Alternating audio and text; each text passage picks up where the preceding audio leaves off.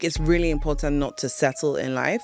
Like, if there's something about yourself that you feel is holding you back or sabotaging you, like, you owe it to yourself to be like, you know what, I have the power to change that. Because a light on the mountaintop isn't just there to look pretty. Yeah. It's there to actually shine on the sea so boats can actually come into harbour and get back safely. Yeah. Your first 2 events? Yeah, my first 3 events. First 3? So, what? in the same year, I did Lagos, London, and New York. You're dope.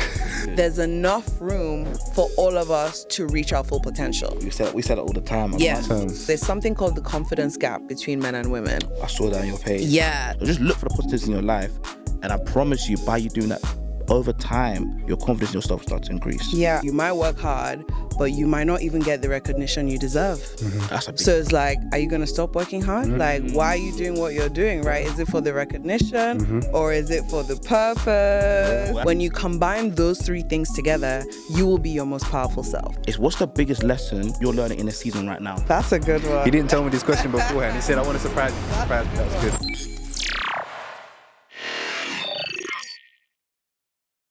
Yes, people. It's that time of the week. It's that time of the day. It's purpose-led time, so you know that we're here to stay. We've got a guest on today. But before we do that, let's introduce the host very quickly before we get into the amazing guest. So, guys, welcome. My name is Rob Klutze, Coach Klutze. I'm a public speaking and communication coach. I'm a project manager. I'm a speaker. I'm a co-host of the Purpose-Led podcast.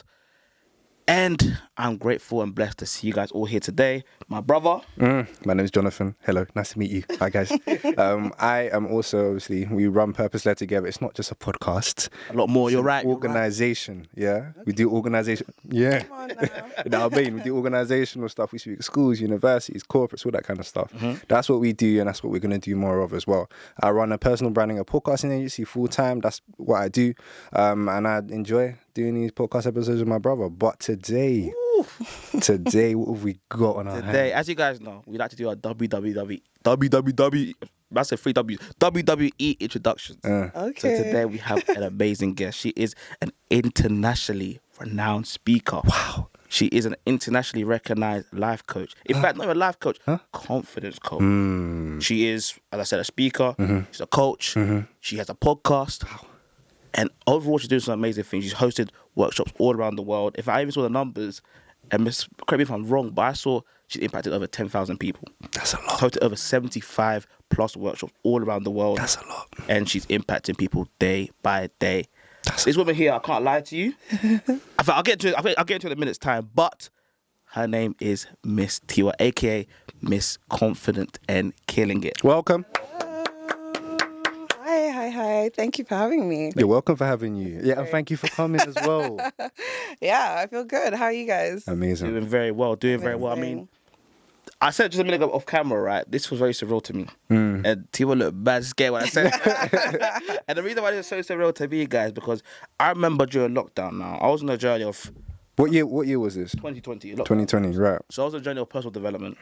And I was thinking I want to go down the path of confidence coaching. As you guys probably see in the early episodes, I always used to say I was going to be a confidence coach, right? Obviously now I'm a public speaking and communication coach, but I want to be a confidence coach. And I remember praying Tiwa during lockdown. And I said to myself, this woman is dope. Like, she's actually dope. My first page, Coach Klutze, right? I got, and she doesn't even know this, the structure I have on my page here came from you. Wow. You know, like the picture, Yeah. picture, I got from you, you know. Wow. So that's going to show, guys, like, it's a full circle moment because 3 years later, after us grafting, putting the work in, Big graft. That We're means here so with her much today. to me. You're doing amazing. Oh, that's Honestly, so you're doing amazing sweet. stuff. You're doing Wow. amazing stuff. But today, I'm looking forward to this episode today because we spoke a lot about confidence. John's smiling because he's like, well, I didn't know that. I didn't know that. I did not know this at all. We speak a lot about confidence, but I think it's only right that we get a confidence coach in today. However, Absolutely. before we like to start, right, we like to ask our audience, or our guest, a question. Okay. But I was pondering, I was thinking, I thought to myself, let's change the question up today. All right. Let's So usually do what we it. ask our guests is like, what chapter in your book is this right now? But I'm not going to ask you that question today. What I'm going to ask you today, right, is what's the biggest lesson you're learning in this season right now? Oh, that's a good one. He didn't tell me this question beforehand. He said, I want to surprise you. He That's surprised a me. That was one. good. What's the biggest lesson I'm learning in this season right now? Mm. Oh, gosh, so many. Like, I'm really in a learning season right now. I would say, okay, let me tell you the realization that shook me to my core the most. Okay. Was hard work doesn't necessarily guarantee the exact outcome that you want.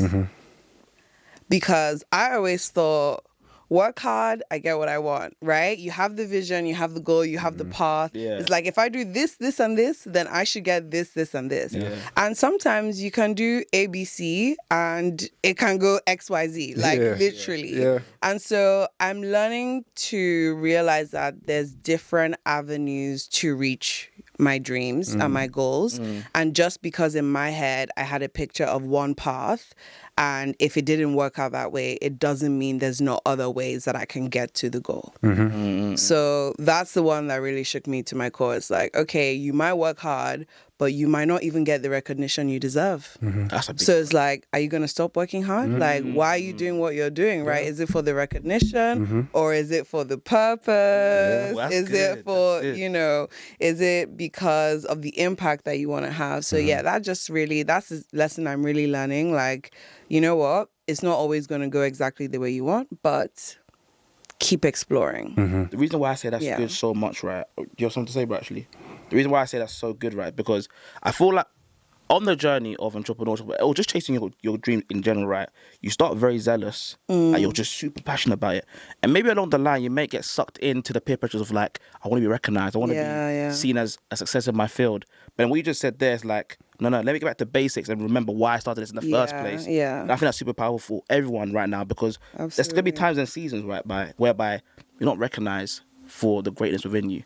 But that's when it comes down to you to recognize and remember, I'm not doing it for people. Yeah. I'm doing it for impact. Yeah. And naturally, people will just start to fall in place regardless. Exactly. But impact is the most important thing. So I think that's super, super powerful and a pretty nice segue into the episode. But I was going to say something about self-awareness. That's a lot. That takes a lot of self-awareness. Yeah, absolutely. You would have to know yourself to understand, what am I actually doing this for? Yeah. I think self-awareness is the key to everything. Absolutely. Like, you need to know yourself to grow yourself. Like, and I always say, Give a clicker. Yeah. you guys are gonna be clicking the oh, whole yeah, I'm ready. I'm ready, man. I always say, like, the first thing you need to know as an entrepreneur is yourself. Because if you build a business not knowing who you are, what you're good at, what your strengths are, what you're passionate about, you're building a business on shaky foundation. Absolutely. So yeah, self-awareness is key. It's first step to building your confidence, to growing yourself, to launching your business. Like, you need to know, who am I? What am I working with? What do I have within me? Yeah. And I think a lot of people actually like live on autopilot. They don't have that self-awareness. They don't know who they are. And so they make decisions from a place of insecurity. But the most important thing is to actually spend time like, okay, who am I? What do I like? What are my strengths? What are my values? And then create your life around that. And how would you say people should do that then? Because for me, it was journaling. That's the way that I kind of gain self-awareness and I saw patterns within myself. Yeah. But what would you recommend for people? So definitely journaling is great. Reading books as well, personal development books. Also getting coaching can also help, because a coach's job is to help you see things that you don't usually see. So the coach looks at it from a different perspective and changes things so that you can begin to see some of those things. That's it. But for me, my journey started, I read a book called 15 Laws of Growth by John Maxwell. Oh, okay. And I know the author, but I haven't actually heard of that book. yeah, so that book was the book that changed my life. Wow. What year was this? When I was 21. Okay. I'm not gonna say it. Yeah, but we Couple years ago. back. When I was 21, I was actually living in Madrid because I studied Spanish and business management at university. So hablo español. Habla español. Sí, Un claro poco. que sí. Mucho. Mucho. That's right now. Amazing. No, she speaks a lot of Spanish. Like, she speaks a lot. Yeah, I Speak fluently. Spanish. Yeah, I lived in Madrid for a year. Wow. So, and I studied Spanish for like 8 years. Okay. Yeah. So I was living in Spain on my year abroad, and that was like my year of discovery and exploration. And so before I left, my mom gave me this book called 15 Laws of Growth. And I had always thought like, oh, when I'm 25, I'll be growing, I'll be making money, life will be good. Like, I don't need to worry about this stuff. Like, growth comes with age. That's the biggest mistake you can ever make. Growth does not come with age. Growth comes with intentionality. So I get this book and I start reading from John Maxwell, and he's saying those things like growth comes with intentionality. If you want to be this person in the future, it starts from the choices and decisions you make in the present. And I was like, oh, wow, okay, this is amazing. So I was like, I'm an Aries. I'm very competitive. I like to win. So I was like, okay, what do I need to do to win in life? Let's get this going. Like, what are my tools? How do we get started? And so... and I talk about this in chapter 1 of my book. Yeah, I'm an author, by the way. I think Come on. I think you left it out You in didn't my say that. introduction. That's a big thing to say as How well. can I forget that she's also the author? Yes. The book is called, as you can imagine, Confident and Killing It. Wow. Where can people get it? Bookstores all over. So Amazon, Waterstones. Big Waterstones, you know. Yeah. In person? In person. Serious. You can walk into a No store. pun She said respect her. She said respect her. Yeah, in person. But I just say competitive. Yes, I'm an Aries. I'm competitive. And so I was like, I want to win. How do I get this? Like, I want to win in life. Let's get this show on the road. So in chapter 1 of my book, I talk about connecting with your true authentic self or creating that person. And I created something called your power circle. And your power circle is essentially where your strengths, your passions, and your values align. And that is where you are your most powerful self. Your strengths and your strengths, passions, and values. When you combine those 3 things together, you will be your most powerful self. What's your 3 biggest values then? So my values are wellness, impact, creativity, and spirituality. Those are my 4 top values. And so everything that I do, even my to-do list, is grouped in those 4 buckets. Daily? Yeah. Okay. Yeah. Okay. So throughout the week, I'm looking at what did I do to work on my wellness this week? What did I do to work on my spirituality? What did I do for my creativity? And what did I do for impact? So when you say wellness, is that like fitness, health? Yeah, fitness, health. So like exercising, making sure my mind is in the right place, eating well, those sorts of things. Spirituality, carving out time with God.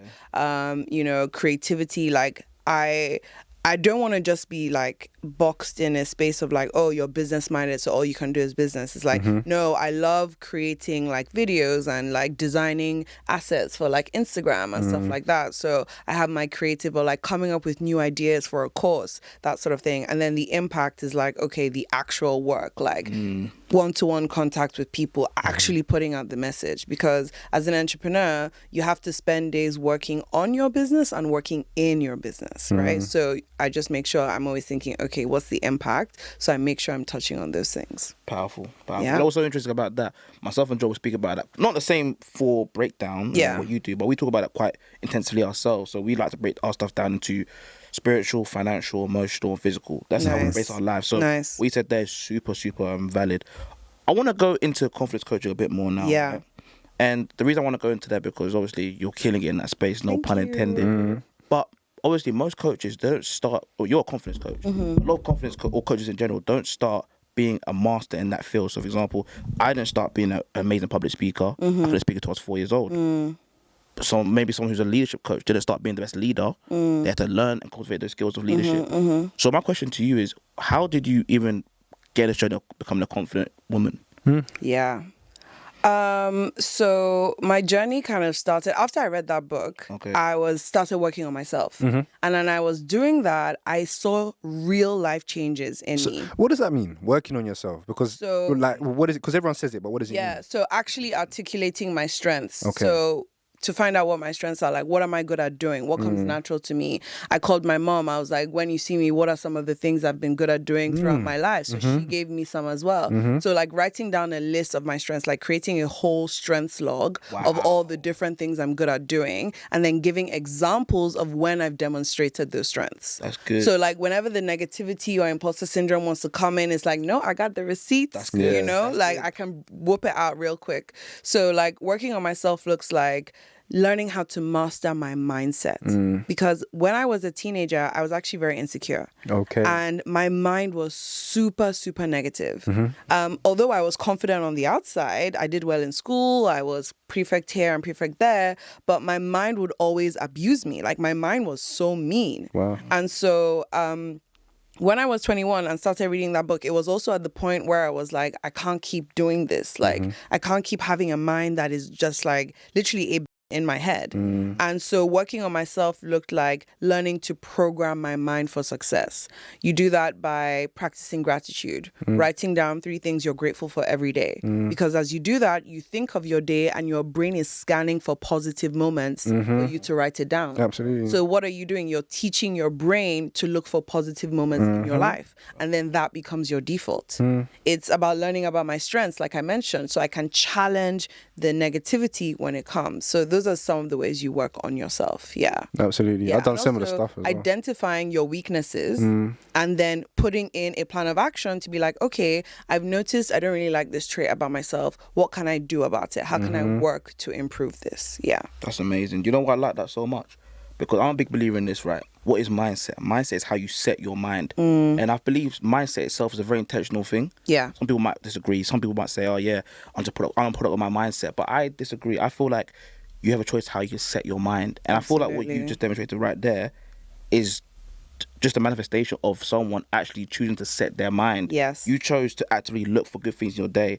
You could have just allow negative to be your lifestyle. To and my then default, 10 years yeah. time, you're just in the Yeah. same situation. But you said no. Yeah. Let me intentionally set my mind to find good, and now look what you're doing right now. Yeah. So I want it to be a little reminder to everyone right now, wherever you are on a journey right now, in terms of your confidence or in terms of your self-belief, be intentional and trying to look for good in your days, because trust me, there's more than you think. Even you wake up in the morning, that's a win. Yeah. You having your family or your missus or your kids or your siblings next to you, that's a win, because so many people, their parents or their families aren't there. So just look for the positives in your life, and I promise you, by you doing that over time, and Tiwa was an example of that, your confidence in yourself starts to increase. Yeah, absolutely. And you can also, I have something called a monthly wins tracker.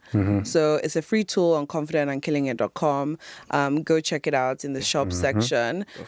Every single month, I write down my small wins and my big wins. So I actually have a specialization in positive psychology. So my coaching isn't just like, you go girl, like you got this. It's like, no, it's like science-backed coaching. How long did you do the psychology? I did it over lockdown. So like a couple, I did a course online, and then you have to like do a set amount of reading and stuff like that. So I spent the year in lockdown kind of working on that as well. Because I'm really driven by impact, like I wanted to make sure that whenever I was working with women, it was in a way that I knew I have the proven skills that you can use to change your life. So I worked on the positive psychology, that part during lockdown. And so scientifically proven that if you track your wins, it helps you look back at your life with a sense of achievement and accomplishment, and then makes you feel more confident and optimistic about your future. So that's another way to like work on yourself and build a positive mindset. That's what I did. Yeah. That's what I did to build my confidence as well. But unintentionally. Yeah, you did. So like I would learn, and I learned drums when I was very young, and then I realized, okay, if I can learn drums, then I can learn bass. So I bought a bass for my birthday in lockdown. I started to learn that, and I could hold down a bass line. Also, I basically back in the day when I had a photography business, I learned how to build a website. Then I started building websites for people, and then I started learning. I taught myself how to take pictures, or my friend even helped me with that.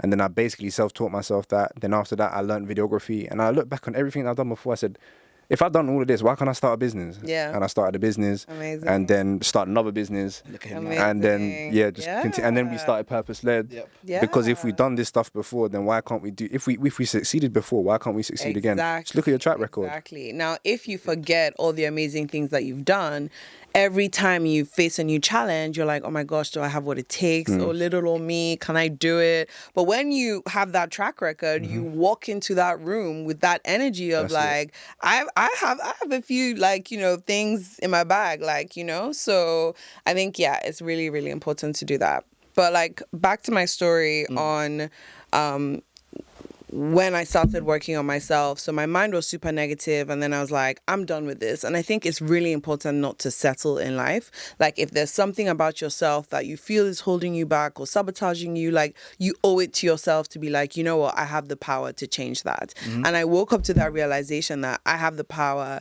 of choice to make better decisions and change my life and change my mind. So I started doing that, and then... Was this at 21? Yeah, this was at 21. And then I was in Spain?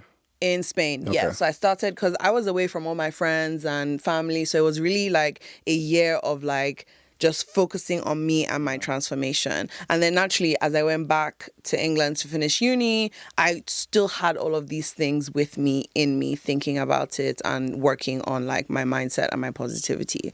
So when I started to see the positive impact it had on my life, like I was more positive, I was uplifted, I had more energy, I was more optimistic. I was like, hang on a second, like, why don't more people know about personal growth? Because personal growth was never a conversation I had with friends, in school, with teachers. I don't know. It just, or maybe it was happening, but I didn't articulate it as personal growth. You know, it just always felt like, oh, responsibility as a student, this is what you have to do. But like, it's about school, but this one was different. This is about like me as an individual and my life. It's not about grades or getting a job. It's like, do I like who I am? You know? So I was like, not enough people are talking about this. And so I started making 1-minute videos on Instagram about how important it is to love and believe in yourself. And so fast forward like 2 years later, I graduated from uni. I moved to Oxford. That's where I got my first ever job. So there was, I put myself under so much pressure, like being a high achiever. I was like, I got to get a job. I got to get a job. So the first job that said yes to me, after about like 20 rejections, I was like, right, I'm moving to Oxford. Moved to Oxford, didn't know anyone, joined my local church there. So like joined the church in Oxford, and then I started volunteering as youth leader. And as I was going to meet these teenage girls every Friday night, I would ask them like, what do you need help with in life? What's going on? And they wrote it down on a piece of paper, and then they folded it up and gave it to me. And so I got home one evening like super excited to see what they had said, and I opened the first one and it's like, I wish I loved myself more. And my heart just sank. Like I was just like, no. Open, and I was like, okay, you know what, actually maybe it's just one girl, it'll be fine. Open the next piece of paper, I wish I was more confident. Next piece of paper, I wish I loved myself more. For fifth, I want to unleash my inner Beyonce. I want to be more confident. Like, you know, so many things. And it's like, I remembered when I was their age and I felt the exact same way. And I was like, how are we almost 10 years later? Same thing is happening with the next generation coming underneath me. This is not okay. This is not normal. Question. Why is it that so many women do, as you said, don't feel confident at that age? I've got some ideas, but I'm not a girl, so I mean, there's a couple of things. So one is the media plays a very big part. When you're young, the media you consume really influences you, and the media out there now, it's better, but before, the media out there didn't paint a positive image of women, especially when it comes to like loving your body. When it came to relationship with men, it's not a positive image. And so a lot of girls grow up feeling like, I don't look like this woman on TV. I don't look like this girl on this magazine. There must be something wrong with me. Wow. Yeah, that's how women internalize things. And there's actually data to show, because they did a test between men and women. So there's something called the confidence gap between men and women. I saw that on your page. Yeah. So, and we do a lot of work trying to close that confidence gap. So basically, when a man fails at an exam, he will go, that exam was hard. Like, why did the teacher make it so hard? Like, who the hell was meant to pass that? You know? Yeah, that's true. Yeah. Myself to blame. It's never you. It's always the external situation. And then when a woman fails, it's like, oh, I wasn't smart enough. Wow. I didn't work hard. I'm not good enough to pass this exam. You know what's interesting? So let's cut you off very quickly. We had a guest on a couple months ago now. You know what I'm going to say? And she helps women get into grad roles, right? Okay. And a lot of women, it's quite linked to what you're saying. Oh, I was about to say that as well. A lot of women, they weren't, so say like there's like 5 quotas to apply for a role at this company, X company. If they don't fit all 5 of them, they're not going to apply. As opposed to a guy, hey, if I see 3 of them applying, I don't care. Yeah, and exactly. Just pray we get the answer. You know, but a girl won't apply, unfortunately. She doesn't, until she fits all 5 of them. So it starts from also when you're younger. Okay. Like, you're a good girl when you sit down and behave yourself, and you're neat and you're tidy and you do what you're told. Right? Whereas if you're a boy who does that, you're soft. If you're a boy who's out playing and allowed to be rough and is a bit of a daredevil, they see that as a good sign. Yeah, boys will be boys. Right? Yeah. Exactly. But if girls are out there scuffing around in the playground, like getting dirty, they're like, oh, she's a bad girl. And so, you know, when children crave validation from their parents and the people around them as a way of love, right? You don't want to go against the norm because you want to be accepted. Because when you're young, acceptance is safety. Yeah. You know, acceptance is survival, right? So all of those things grow up and no one ever tells you to challenge that. Right? And so you just keep playing into the norm. And then when you're a teenager, it's about your body. And then you grow up. And then when you're a woman, there's a whole host of things. So one is media. And then two also is like, it's passed down from generation to generation. An insecure woman is going to raise insecure daughters. True. Right? Yeah. Because her daughters are going to see the way she talks about herself. Absolutely. Her daughters are going to see the way she talks down about her body. And they're going to say, wow, if mommy hates her body and my body looks like mommy's, then maybe I should hate my body too. It's that deep. And it's that simple too. Yeah. You just explain that there, like, if my mom hates it, and that means I must hate it. Exactly, because your mom is your role model then. Yeah. And until you get that like real life shock of like, no, you can actually question the things your parents say and you don't have to always agree with what they do, then you just go with the flow, right? So yeah, there are a couple of reasons that influence people's confidence. You said a very key word there, and I said, is what you said, the word validation. There's one thing I live by is this, and I want to get validation from the confidence coach, but this is my statement which I live by. Are you ready? Right. Confidence Yes. is built through internal recognition, not external validation. Oh, that's my quote. What do you think? Okay. I'll say that again for the people in the back. Confidence is built through internal recognition as opposed to external validation. What's your thoughts, confidence? I would challenge that Please do. slightly. Okay, so there's internal confidence and there's external confidence. Okay. In the sense that you can be the most confident person in yourself, but if you are placed in an environment that drags you down, where people don't believe in you, that is toxic, that doesn't support your dreams and your goals, it is going to affect your confidence. Yeah. I have seen it time and time again when a woman is confident before she starts a job. And then when she starts a job, maybe, you know, she doesn't get on with her manager or there's this, or she's getting really unconstructive feedback. And then by the time she's 2 years in the job, her confidence is rock bottom. Yeah. So I totally get what you're saying. But the outside circumstances can influence our confidence sometimes. So we just have to be aware, like, build your internal confidence, but also set yourself up for success by putting yourself in situations that also uplift the confidence that's already there. You know, I mean, if I had to break it down that point a bit more, because what you're saying is very true.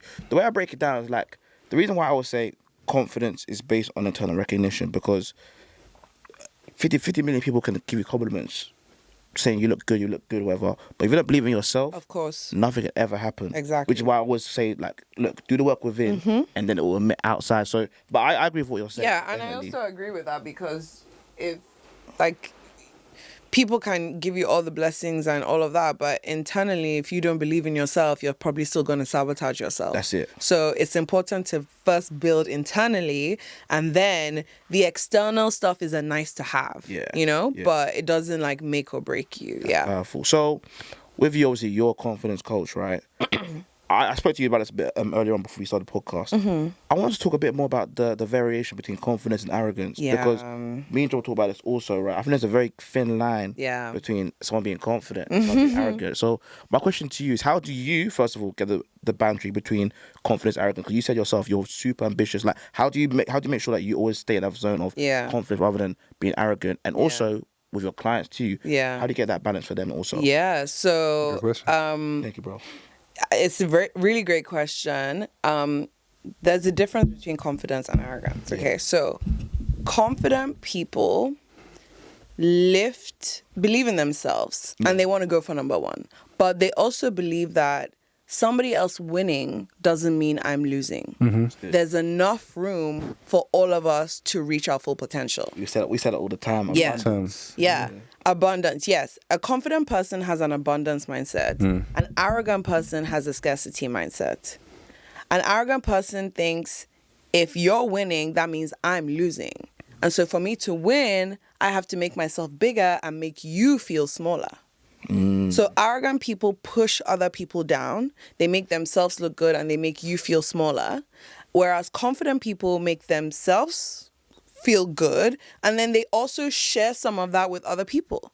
So they lift others as they climb. They go, you're amazing, I'm amazing, he's amazing, she's amazing. There's enough room for all of us to be amazing. So they're not threatened by somebody else also doing their thing in their own field, right? Whereas arrogant people are threatened by others, and so they come up with all of these ways to like be the loudest in the room and be the most noticeable, all these superficial things to make other people feel smaller. So that's kind of like how I look at it. And also, self-promotion isn't arrogance. Sharing your wins, sharing your successes is not arrogance. And especially with people who, like, people come from like minority backgrounds, especially Africans, you know, it's like, they always tell us, just put your head down, don't make too much noise, you know, you're in another man's land, just do the thing, follow the rules. And it's like, actually no, because there's no point being the world's best kept secret. If you have something amazing, share it so that people can find out about you and can join whatever it is that you're building and that you're doing, you know? Like, it's like your light, and when you put a light on the mountaintop, right, it's meant to shine. You don't have a light and then put a basket over it to cover it, right? It's like you are the light of the world. And when you're on that mountaintop, you're meant to shine your light, right? So, but you shine your light in a way that doesn't make other people feel bad about themselves. You shine your light in a way, for example, when you have a win at work, you know, you can share like, okay, I'm super happy to share that I was able to achieve this, and this is what I learned, so you can take these learnings and apply it into your life too. Like, if you follow me on LinkedIn, whenever I share my successes, it's never just like, hey everyone, look at me, I'm amazing, you're not, ha ha ha. Like, it's not about that. It's like, I'm amazing, this is what I learned, and I want to help you be amazing too. I want to wake you up to this new learning to help you level up your life too. Powerful. So when you are confident and you self-promote, you're doing it in a way that's adding value to yourself and the people around you, and not just in a way that just makes you look good. And you'll see it from the response as well. Yeah. On LinkedIn as well, you get a better response if you actually add value to people. Exactly. If you're just talking about what you've done, I did this, I achieved this, great, that's amazing, but what do I get from that? Exactly. Because ultimately people are in this world for themselves. Like, they want to better themselves. And you winning, that's great, but how's that going to help me? But then you're not killing two birds with one stone, but you're basically saying, look, this is what I'm doing, and this is how you can benefit from it too. And I'm trying to help you get to where I am. And confident people are confident in the fact that they can still do what they need to do and still win, even if other people are winning too. And I like the difference between them. Success because so Simon Sinek, another really great guy in this space. He talks about the finite and infinite game. And basically, he says you have to see your life as an infinite game. Because if you see it as a finite game where it's like, oh, everyone's running the same race and there can only be one winner, it's going to make you have that scarcity mindset. It's going to make you start to hoard stuff and, you know, not reach your full potential. But when you see it as like, oh, it's infinite, like there can be multiple winners. The success is staying in the game long enough. It's not getting to the end faster than everybody else, because that's impossible. The game is playing forever and ever and ever. So success really and winning is you staying in the game for as long as possible. And so that's how I think about confidence versus arrogance. And also, self-promotion isn't superficial. I think it's like superficial people will promote themselves in superficial ways. So if you are a person of substance, if you are a person of impact or faith, whatever it is, you know, and have depth, you're not going to promote yourself in a superficial way. You're just not going to do that. So don't hate the thing. Do it in a way that it works for you. And so many people are scared to so many people are scared to actually put themselves out there because they believe that it is quite superficial, or like everything's about me, and not everything's about me. But then, as you said, like being the light on a mountaintop, like you're actually able to show, because a light on a mountaintop isn't just there to look pretty. It's there to actually shine on the sea so boats can see where they're supposed. Do you see what I'm saying? So boats can actually come into harbour and get back safely. And that's what people can do. They can show other people the way. And then you not putting the stuff out there can actually be a disservice to other people who actually need to be shown the way as well. And that's how you like find your purpose. So when I was volunteering as a youth leader, I had this message in me. It was like literally burning. And I was like, I have to share this with the world. This message of loving and believing in yourself. It's like, I've just got to put it out there. And so I started making 1-minute videos. 1-minute videos.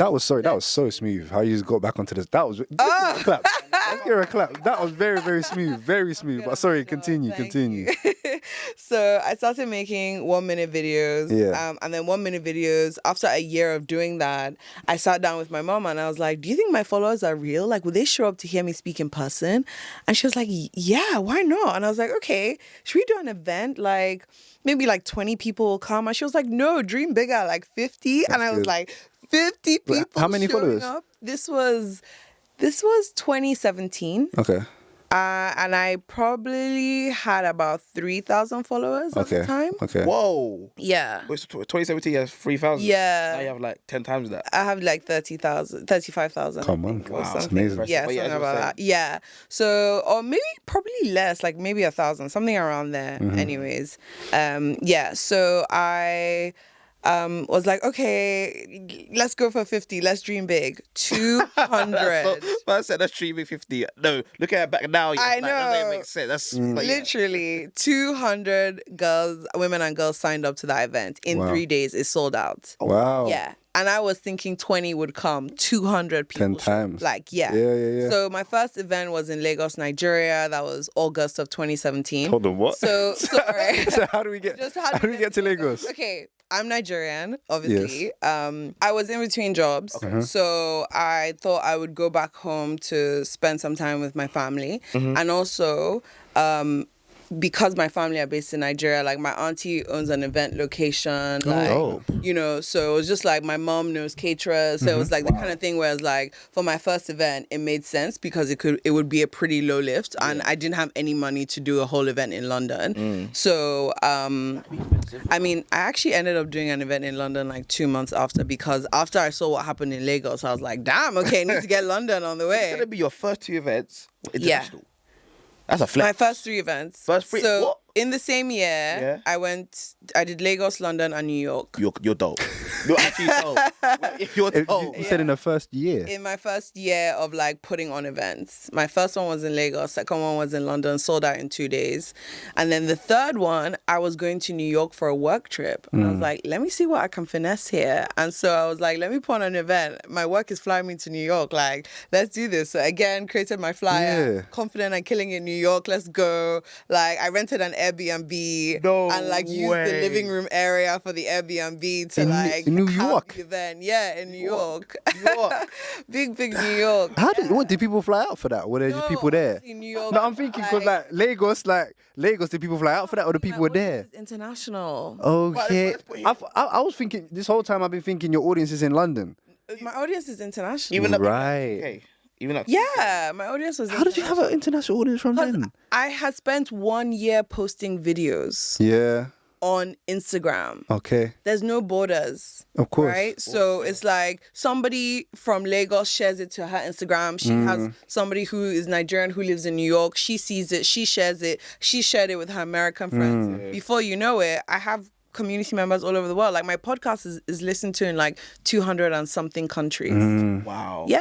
That's dope. Because obviously I was thinking, because you were based in London initially. Yeah. So okay, maybe the network started in London, but I'm guessing you have family back home that you potentially send it to, and they send it to other people, and that's what started over there. The way Nigeria, like Nigerians are, it's like, yes, I live in London, but I like people in Nigeria still know me because I'm Nigerian. And I did grow up in Nigeria. So I grew up there till I was 15. Then I moved to London. Okay. So I still have like a good base in Nigeria. Yeah, like a network there. Yeah, I have a network it makes sense. Yeah, naturally. Sense. Unfortunately, we don't have too much time. So I want to do some quick fire questions. Okay. We can talk for hours, man.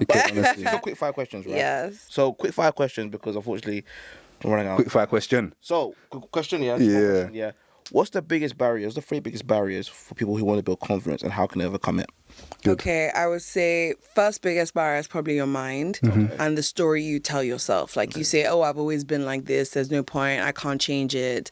That's going to hold you back. So instead, you want to be able to challenge those negative thoughts. So 3 things that I do. I have like a negative thought detector. So the first question is this thought 100% facts or am I making an assumption?